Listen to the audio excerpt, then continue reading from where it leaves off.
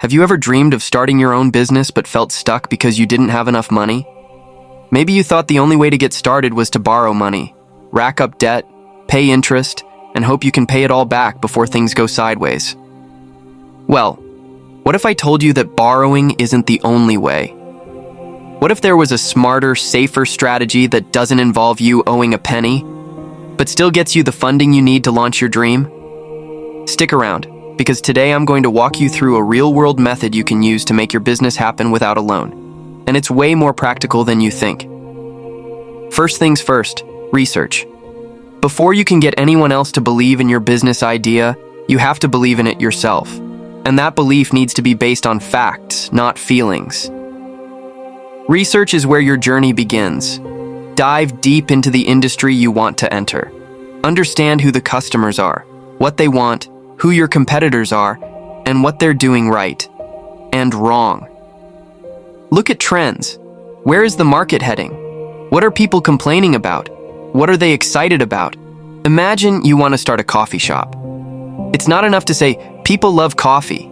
You need real numbers. How many coffee shops are already in your area? What their average foot traffic is like? What kind of coffee is trending right now? Is it specialty brews, organic blends, exotic beans? Knowing this information doesn't just make you smarter, it makes you credible. Investors don't sponsor hopes and dreams.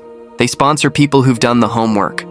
Once you've gathered your research, the next step is developing a business plan. Now, don't panic. You don't have to be a Harvard MBA to do this well. A good business plan simply answers the big questions investors will ask before they even think about giving you money. What's the product or service? Who's the target customer? How will you attract and keep customers? How much money will it take to start, and how long will it take before the business makes a profit? What's the plan for growth? Your business plan should be clear, simple, and direct. No need for big, complicated words.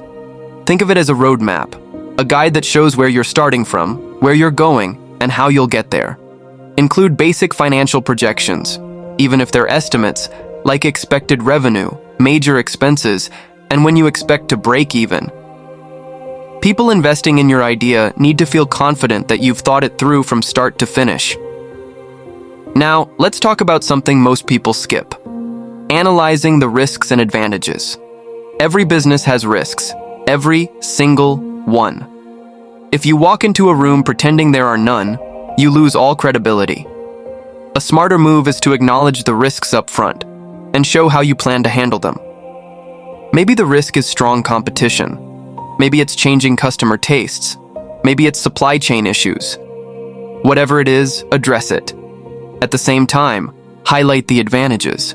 Maybe you found a location with high foot traffic and low rent. Maybe your product taps into an emerging trend. Maybe you have a unique skill or partnership that gives you an edge. Being honest about risks while showing strong advantages tells potential sponsors you're realistic and prepared.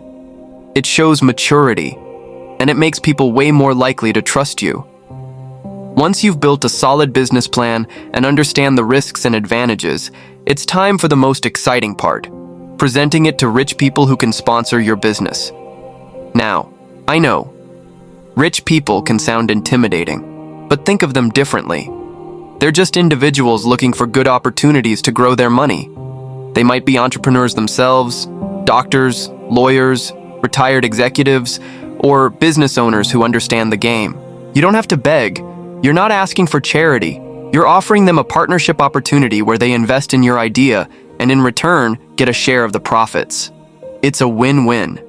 You get to start your business without loans, and they get a chance to earn a return without doing the day-to-day work themselves. When you present, keep it simple and confident. Start by sharing your research. Show that you know your market. Walk them through your business plan step by step. Be transparent about how much you need, what it'll be used for, and what they can expect in return. Explain how the shared revenue would work. Maybe they get 20% of profits for the first 5 years, or a fixed percentage until a certain return is reached. Make it clear and fair. Most importantly, show passion. Passion combined with preparation is magnetic. If you're excited, if you clearly believe in what you're building, and you've done the work to back it up, people feel it. And when they feel it, they want to be part of it. Now imagine you've done it. You pitched, and you got sponsors on board. You launch your business with their investment. No loans hanging over your head, no crushing monthly repayments, just you working hard, building something real, and sharing the rewards fairly with your partners. The beauty of this approach is that the revenue you start earning isn't going straight to a bank to pay off a debt. It's going into your pocket and your sponsors' pockets in a partnership that you control. And here's the real magic. Once the business grows and stabilizes, you can use your share of the profits to fund your next steps. Maybe you open a second location. Maybe you buy out your original investors after a few years.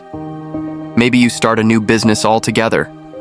By that point, you'll have experience, credibility, and, most importantly, your own money to work with.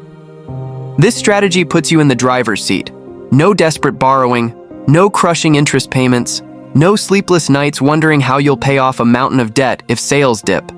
You built a business smart, not desperate, and you created relationships with people who could become long-term partners, advisors, or even friends. And let's not forget, this approach also builds your reputation. Investors talk. If you deliver on your promises, if you handle their money wisely, if you show integrity and grit, word will spread. Other opportunities might come your way, opportunities you can't even imagine yet, all because you chose the smart path from the start. Before I wrap up, let me say this. Entrepreneurship is tough. There's no way around it. But how you start can make all the difference between struggling to survive and setting yourself up to thrive. You don't have to go into debt to chase your dream. You can prepare, plan, and partner. You can build your business with intelligence, not desperation. If this video gave you a fresh perspective, if it sparked some new ideas, or if it made you rethink how you're going to approach your business dreams, then do me a favor, hit that like button. Subscribe to the channel for more real-world strategies you can actually use. And if you know someone else who's thinking about starting a business, share this video with them. It might just be the advice they need to hear right now. Thanks for watching, and remember, work smart, plan ahead, and believe in your dream. But build it the smart way. See you in the next video.